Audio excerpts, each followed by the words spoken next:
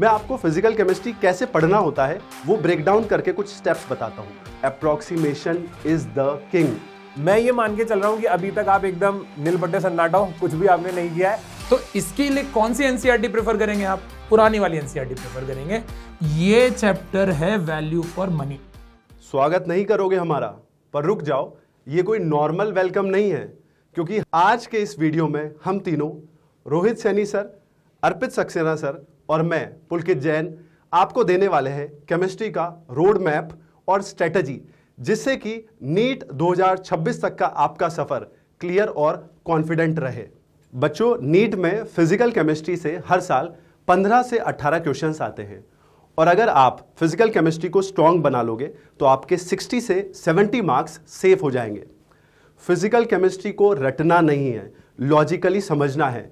सिर्फ फॉर्मूले को रट के काम नहीं चलता है, फॉर्मूले के पीछे का लॉजिक और उसकी एप्लीकेशन, ये सब समझना होता है। मैं आपको फिजिकल केमिस्ट्री कैसे पढ़ना होता है वो ब्रेक डाउन करके कुछ स्टेप्स बताता हूं। सबसे पहले आप कंसेप्ट को समझो, उसके बाद उससे रिलेटेड फॉर्मूला जो है उसको याद करो और रटो मत, फॉर्मूले को लॉजिकली याद करो, ये क्यों अप्लाई हो रहा है, कैसे अप्लाई हो रहा है। उसके बाद उस फॉर्मूले पे बेस्ड जितनी भी तरह की अलग अलग प्रॉब्लम्स है, हर तरह की प्रॉब्लम को सॉल्व करो। उसके बाद आप रेगुलरली न्यूमेरिकल्स की प्रैक्टिस करते रहो। अपना कोई टारगेट बना लो कि मुझे हफ्ते में इतने न्यूमेरिकल्स करने हैं। और उसके बाद सबसे इंपॉर्टेंट, जो भी आपकी मिस्टेक्स होती है सॉल्व करते वक्त, उस पर कोई स्टार मार्क लगा लो या हाईलाइट कर दो, जिसको आप रिवीजन करते वक्त ये बहुत यूजफुल होता है, बहुत टाइम बचाता है। अब बात करते हैं कैलकुलेशंस की। बहुत स्टूडेंट्स मेरे पास आते हैं कि सर कैलकुलेशन में बहुत प्रॉब्लम होती है, और उनका कहना होता है कि सर हमने तो मैथ से बचने के लिए नीट लिया था और यहां भी कैलकुलेशन हमारा पीछा नहीं छोड़ रही है। तो देखो बच्चों, कैलकुलेशन जरूरी है, तो उसको कैसे आसान कर सकते हैं इसका देखो एक मैं छोटी सी लाइन बताता हूं, लेकिन इसकी इंपॉर्टेंस बहुत ज्यादा है। Approximation is the king. Approximation राजा है, और अगर आप अप्रोक्सीमेशन सीख जाओगे ना तो आप भी कैलकुलेशन के राजा बन जाओगे।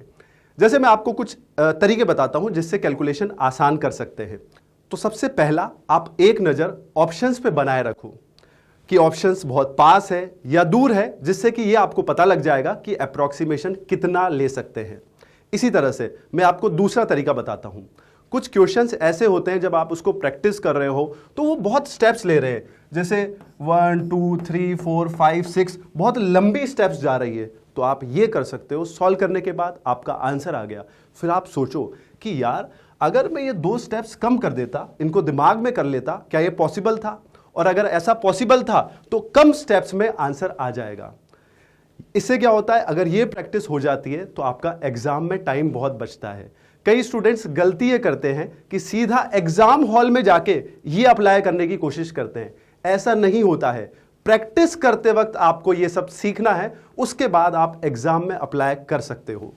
और सबसे इंपॉर्टेंट, आप यूनिट्स का एंड साइन कन्वेंशन का ध्यान रखो।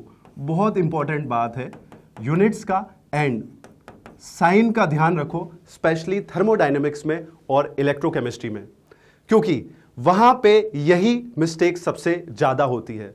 और कैलकुलेशन आसान करने के लिए मैं टाइम टू टाइम आपको और भी स्टेप्स बताता जाऊंगा।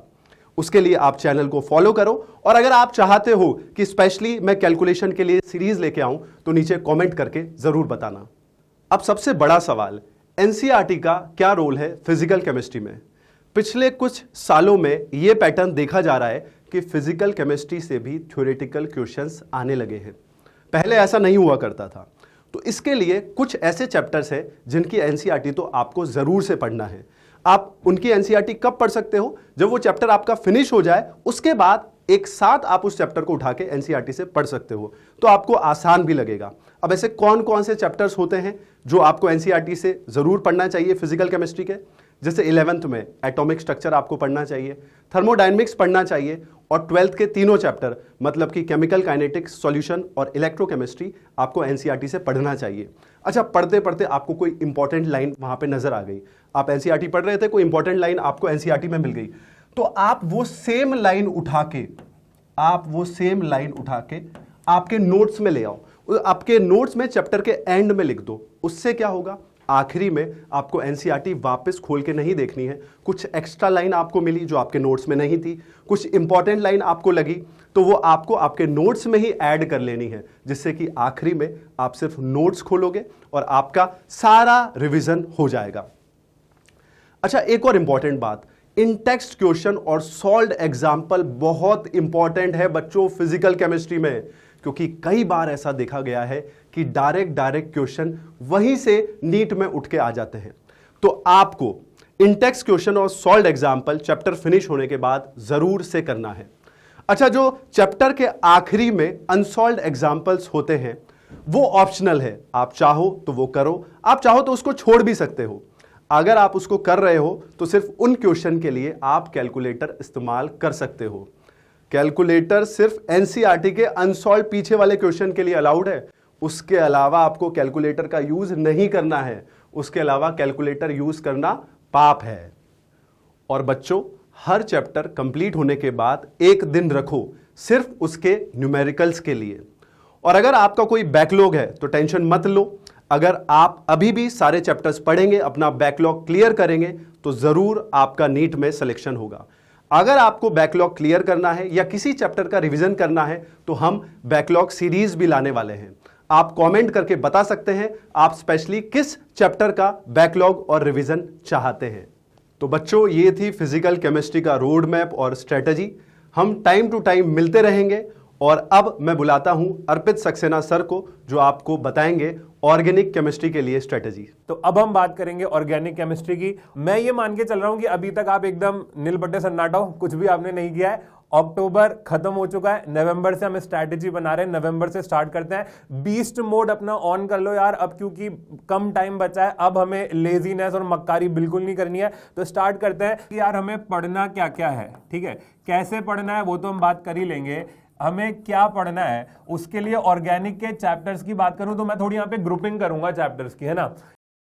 ये आप अक्टूबर से अगर स्टार्ट कर रहे हैं, आईयूपीएसी आइसोमेरिज्म हो गया और एक अपना चैप्टर हो गया जीओसी। अगर ये अक्टूबर से स्टार्ट करें तो मैं अगर आपको थोड़ा सा टाइम भी बताना चाहूं तो ये हो गया अपना पहला ग्रुप। एंड सेकंड हम जो ग्रुप कर रहे हैं वो हम कर रहे हैं रिएक्शन वाले चैप्टर। तो रिएक्शन वाले चैप्टर में 11th का एक चैप्टर आ रहा है जिसमें पहला है हमारा हाइड्रोकार्बन। पहला हाइड्रोकार्बन हो गया। देन उसके बाद में जितने भी हमारे चैप्टर्स हैं रिएक्शन वाले वो 12th के चैप्टर आते हैं। उसमें आता है हेलो अल्केन और हेलो एरीन। हेलो अल्केन आ गया एंड हेलो एरीन आ गया। देन उसके बाद में हमारे जो नेक्स्ट चैप्टर है वो आपको पता ही, यहाँ चैप्टर नेम में यहाँ पे लिख के टाइम जाया नहीं करूंगा। चैप्टर्स इसके बाद में आते हैं alcohol, phenol, ether, aldehyde, ketone, carboxylic acid और अमाइंस, राइट। उसके बाद में बायोमोलिक्यूल्स। अब अगला जो हमारा ग्रुप है इसके बाद में, उसके बाद में हम करते हैं बायोमोलिक्यूल्स और थोड़ा बहुत जो हमारा आता है वो आता है क्वांटिटेटिव एंड क्वालिटेटिव एनालिसिस। देखो ये मैं आपको रोड मैप यहां पे बता रहा हूं किस तरीके से आपको पढ़ना है। तो अपन ने पूरे ऑर्गेनिक के चैप्टर्स को 3 ग्रुप में डिवाइड कर दिया है। पढ़ना क्या क्या है, आईयूपीएसी के लिए नोट्स तो करनी ही है, एनसीईआरटी करनी है और मॉड्यूल के क्वेश्चन लगाने हैं। एनसीईआरटी में क्या करना है, एनसीईआरटी में 12th में हर चैप्टर में जो भी यहां चैप्टर लिखे ना हमने, हर चैप्टर में शुरुआत में आपको आईयूपीएसी दी गई है, वो आईयूपीएसी के क्वेश्चन आपको एनसीईआरटी से करने हैं। ये आईयूपीएसी के एनसीईआरटी में, इसके अलावा कुछ नहीं है। आइसोमेरिज्म एनसीईआरटी में ज्यादा नहीं दे रखा है ऑर्गेनिक में, आप नोट्स कर लो, मॉड्यूल कर लो, सफिशिएंट है। जीओसी पहले नोट्स करो और एनसीईआरटी में भी जीओसी के बहुत डिटेल्ड क्वेश्चन नहीं है, बहुत कम है, तो यहां पर भी आपको नोट्स और मॉड्यूल के क्वेश्चंस लगाने हैं। ये चीज लगा लो, मॉक टेस्ट हम बाद में देंगे। अब रिएक्शन वाले चैप्टर्स की बात कर लेते हैं जल्दी से। रिएक्शन वाले चैप्टर में एक बात सुनो आपको कैसे पढ़ना है। हर कंपाउंड के बारे में, मेरी बात सुनना, हर कंपाउंड के बारे में ऑर्गेनिक में एनसीईआरटी में 2 चीजें देखने को मिलेंगी। पहला GMP, general method of preparation, और दूसरा केमिकल रिएक्शन। 2 चीजें हर चैप्टर में, रिएक्शन वाले में GMP, general method of preparation और केमिकल रिएक्शन, ठीक है। अब आप क्या करो, एक एक कंपाउंड ले लो और पेजेस बना लो। आप हेलो अल्केन ले लो, हेलो अल्केन हेडिंग डाला, पेज पर जीएमपी लिखा एंड बैक साइड पर केमिकल रिएक्शन लिखी। एनसीईआरटी में जो भी हेडिंग्स है एटलीस्ट वो हेडिंग आपकी क्लियर होनी चाहिए दिमाग में। आपको ये पता होना चाहिए कि एनसीईआरटी में हमें क्या क्या पढ़ना है।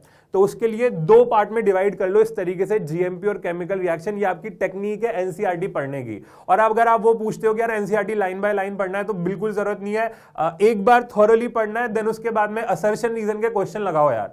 तो इस तरीके से आपको सारे रिएक्शन वाले क्वेश्चन पढ़ने हैं। और एक ऑर्गेनिक में मैपिंग वाले क्वेश्चन आते हैं। मैपिंग वाले मतलब A to B, B to C क्या बन रहा है, उसके लिए हमारा पूरा एक पेज रेडी होना चाहिए और वो हम करेंगे। कमेंट करो अभी के अभी अगर आपको एक पेज ऐसा चाहिए जिसमें आपकी ऑर्गेनिक की रिएक्शन सारी पेज पे एक साथ कवर हो जाए, ठीक है। हम उसको डिस्कस करेंगे आगे स्ट्रैटेजी में, ठीक है। तो रिएक्शन वाले चैप्टर इस तरीके से करने, एंड देन उसके बाद में हमारे ये चैप्टर्स यार, ये आप एनसीईआरटी से भी कर सकते हो। एनसीईआरटी से ही करना है। जो भी क्वेश्चन अभी तक आया है एनसीईआरटी की लाइन उठा के आ गई है, इनके लिए एनसीईआरटी घोट के पी जाओ, आपका काम हो जाएगा, ठीक है। तो ये तो हो गया आपका क्या पढ़ना है, कैसे पढ़ना है। देखो अब इसमें मैंने आपको बताया अक्टूबर में आप ये वाला पार्ट खत्म करोगे, आईयूपीएसी, आइसोमेरिज्म और जीओसी। एंड ये जो 12th वाला पोर्शन है, रिएक्शन वाले जो चैप्टर्स हैं, ये आप मेनली जो है दिसंबर में खत्म कर दोगे, ठीक है। ये हो जाएगा, दिसंबर तक हो जाएगा। उसके बाद में जब आप ये काम कर रहे हो तब आप इस वाले पार्ट के मॉक टेस्ट देते रहोगे इसका रिविजन करने के लिए, नहीं तो इसका भूल जाओगे। ऑर्गेनिक वॉलेटाइल सब्जेक्ट है, आप जानते हो, ये आप भूल जाओगे। तो इसके मॉक टेस्ट देने हैं जब आप ये वाले पढ़ रहे हो। और क्या क्या हम स्ट्रैटेजी अपनाएंगे, आप फ्लैश कार्ड्स बनाओ, मेमोरी कार्ड्स बनाओ। वो क्या होता है, स्टिकी नोट्स होते हैं। रटने वाली जो रिएक्शन है ऑर्गेनिक में, कुछ ऐसी रिएक्शन है जो याद करनी है, जैसे आपकी हो गई रोजनमुंड रिएक्शन हो गई, ठीक है, और भी स्टीफन रिडक्शन हो गया, बूवो ब्लैंक रिडक्शन हो गया। ऐसे बहुत सारे हैं जिनमें सबस्ट्रेट, रिएजेंट और प्रोडक्ट आपको याद ही रखने पड़ेंगे।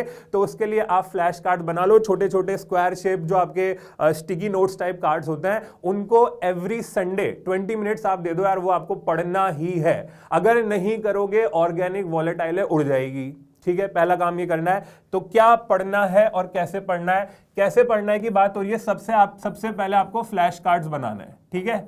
फ्लैश कार्ड्स बना के आपको स्ट्रैटेजी करनी है। उसके बाद में अगला है, हर टेस्ट के बाद में जो भी आप मॉक टेस्ट दोगे, जो भी आपके मेजर माइनर चलने वाले हैं, एक एरर नोटबुक बना लो यार, ठीक है। उसमें आपके जितने भी क्वेश्चन जो भी गलत होने वाले हैं, उनके कंसेप्ट, वो क्यों गलत हुए, क्या मैं नहीं सोच पाया, वो आपको इस एरर नोटबुक में लिखने हैं।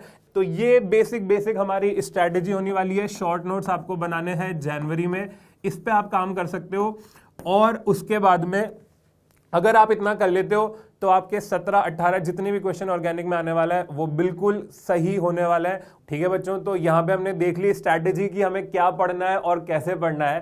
तो इस तरीके की स्ट्रैटेजी हम आगे सीरीज में और डिस्कस करते रहेंगे। अब आगे की स्ट्रैटेजी इनऑर्गेनिक के लिए आपको समझाने के लिए मैं बुलाता हूँ रोहित सैनी सर को। चलो अब डिस्कस करते हैं सीधा इनऑर्गेनिक केमिस्ट्री के बारे में भी। जैसा कि आपको पता है कि इनऑर्गेनिक केमिस्ट्री एक ऐसा सब्जेक्ट है जिसके अंदर आपको बहुत ज्यादा याद करना पड़ता है और थ्योरेटिकल चीजें इसमें ज्यादा है। तो थ्योरेटिकल चीजों को हमें कितनी बार याद करना चाहिए, कॉमन क्वेश्चन है। आपको मल्टीपल टाइम्स रिवीजन रिक्वायर्ड है। और रिवीजन कहां से करेंगे, हमें रिवीजन ऑफ इनऑर्गेनिक केमिस्ट्री के लिए चाहिए notes as well as NCERT. हमें एनसीईआरटी बहुत मैटर करती है। यहाँ पे जैसे आप बायो के एनसीईआरटी पढ़ते हो, word by word, line by line, underline कर करके उसका बिल्कुल तार तार कर देते हो, बिल्कुल वैसे ही हमें इनऑर्गेनिक की NCERT word by word, line by line, point by point पढ़नी है, ठीक है। तो अब इसके अंदर हम लोग जो देखने वाले हैं कि ब्रेकडाउन कैसे करें इसका। तो देखो हमने PT, periodic table, CB, chemical bonding, coordination compound, P block, D and F block और प्रैक्टिकल केमिस्ट्री, ये अपने बेसिकली चैप्टर्स हैं, जिनमें से ये 2 चैप्टर्स आपको 11th की एनसीईआरटी में मिलेंगे और ये चैप्टर्स अपने 12th की एनसीईआरटी में मिलेंगे। पी ब्लॉक के बारे में भी थोड़ी देर में बोलूंगा, मगर ये 12th के चैप्टर्स हैं। और प्रैक्टिकल केमिस्ट्री के लिए अपने को लैब मैनुअल पे जाना पड़ेगा। पी ब्लॉक की बात अगर करें तो पी ब्लॉक एनसीईआरटी में से हट चुका है, लेकिन वो नीट के पॉइंट ऑफ व्यू से इंपॉर्टेंट है, नीट के सिलेबस में अभी भी है। तो इसके लिए कौन सी एनसीईआरटी प्रेफर करेंगे आप, पुरानी वाली एनसीईआरटी प्रेफर करेंगे। एनसीईआरटी के अलावा नोट्स कहां से क्या करना है, क्या हमें इसमें शॉर्ट नोट्स बनाने चाहिए, क्या फ्लैश कार्ड्स बनाने चाहिए। तो अपने इनऑर्गेनिक सब्जेक्ट में शॉर्ट नोट्स का रोल नहीं है। आपको जब भी पढ़ना है पूरे नोट्स पढ़ने हैं। आपको कब तक पढ़ना है, जब तक आपके पन्ने जो है नोट्स के वो दिमाग में ना पलटे। कई बार हम लोग ऐसे रिवाइज करते वक्त कुछ ड्राइंग्स ही बना देते हैं, तो हमें ये तक याद होना चाहिए कि ये टॉपिक मेरे नोट्स में कौन से साइड पे है, किस कॉर्नर में, और मैंने वहां पे कौन सी ड्राइंग बना रखी। तो हम लोग बात करते हैं इन चैप्टर्स की कि इन चैप्टर्स के अंदर भी आपको कैसे प्रोसीड करना है। सबसे पहले शुरुआत करनी है पीरियोडिक टेबल की, बेसिक है, सबसे इंपॉर्टेंट चीज है। इनऑर्गेनिक में पीरियोडिक टेबल आपको आनी ही चाहिए। अब पीरियोडिक टेबल में आपको सबसे पहले क्या आना चाहिए? सबसे पहले एक तो पीरियोडिक टेबल याद कर लेते हैं हम लोग। इवन उसका सेकंड नंबर क्या होता है कि आप उसका एटॉमिक नंबर भी याद कीजिए और उसके ऊपर फिर इलेक्ट्रॉनिक कॉन्फ़िगरेशन। फिर इलेक्ट्रॉनिक कॉन्फ़िगरेशन होने के बाद फिर हम इसमें जनरल ट्रेंड्स की बात करते हैं, ट्रेंड्स के फैक्टर्स और उनके एक्सेप्शंस। पीरियोडिक टेबल होने के बाद आप मूव कर सकते हैं केमिकल बॉन्डिंग और कोऑर्डिनेशन कंपाउंड्स।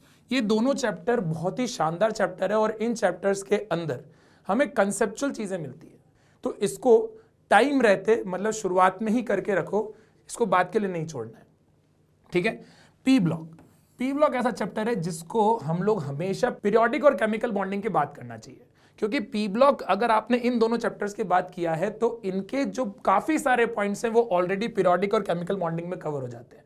नेक्स्ट बात करते हैं हम डी एंड एफ ब्लॉक। ये चैप्टर है वैल्यू फॉर मनी, मतलब आप इसको थोड़ा सा भी पढ़ के ज्यादा नंबर ला सकते हो, क्योंकि ये पेजेस वाइज है ना, एनसीईआरटी के अंदर पेजेस वाइज बहुत थोड़े से पेजेस में दे रखा है। और इसमें भी एफ ब्लॉक, इसके तो सिर्फ 2-3 पेज दे रखे हैं एनसीईआरटी में, और उसमें से लास्ट 3 इयर्स में हर बार एक क्वेश्चन आ रहा है। हाँ, लेकिन इसमें एक स्टार एस्ट्रिक लगा होता ना, जैसे टर्म्स एंड कंडीशन अप्लाइड, इसकी एनसीईआरटी के अंदर इंग्लिश जबरदस्त लिखी हुई है भाई।